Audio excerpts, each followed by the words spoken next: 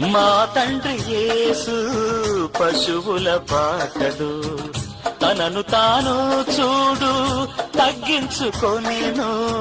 మా తండ్రి యేసు పశువుల పాకడు, తనను తాను చూడు తగ్గించుకొనెను.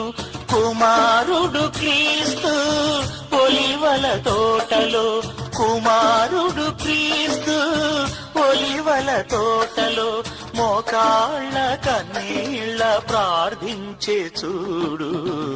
మా ఇంటి పేరు పశువుల పాక, పక్కింటి పేరు ఒలివల తోట, ఎదురింటి పేరు కల్వరి కొండ, మావాడ పేరు సియోను కోట.